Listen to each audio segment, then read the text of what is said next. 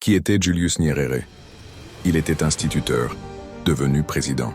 Philosophe, devenu révolutionnaire. Son rêve? Une Afrique unie, éduquée, libre et digne. Voici l'histoire inspirante de Julius Nyerere, le père de la nation tanzanienne. Une enfance modeste, un esprit brillant.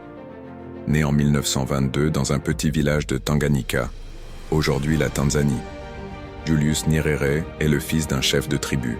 Très jeune, il développe une soif inépuisable de savoir. Il marche des kilomètres pour aller à l'école, puis obtient une bourse pour l'université de Makerere en Ouganda, et enfin pour l'université d'Édimbourg en Écosse. C'est là qu'il découvre les idées de justice sociale, de non-violence et de socialisme humain.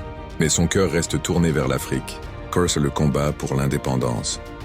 De retour au pays, il devient professeur, puis fonde en 1954 le TANU, un mouvement pacifique pour libérer la Tanganyika de la domination britannique. Avant de continuer, si vous apprenez quelque chose grâce à ces récits, likez, abonnez-vous et partagez autour de vous. Soutenons ensemble la mémoire de nos héros. Aussi, vous allez découvrir d'autres histoires inspirantes de leaders panafricains et des hommes qui ont changé le monde.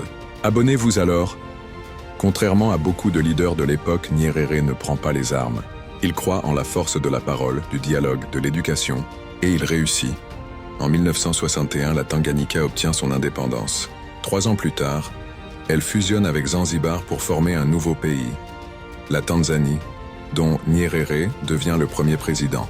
Crosso Lujamaa, un rêve africain. Nyerere voulait bâtir une société africaine solidaire, équitable et digne. Il lance alors une politique qu'il appelle Lujamaa, un mot swahili qui signifie famille élargie. Les villages sont regroupés, les terres partagées, l'éducation gratuite. L'objectif? Créer une économie au service de tous. Même si le modèle échoue économiquement, l'idée de justice sociale et de cohésion nationale reste gravée dans l'ADN du pays. Chaos unificateur de l'Afrique panafricaniste convaincu, Nyerere soutient les luttes de libération en Afrique australe, de l'Afrique du Sud à l'Angola. Il appelle à une Afrique unie, à une décolonisation totale et à une indépendance véritable, mentale, économique et culturelle.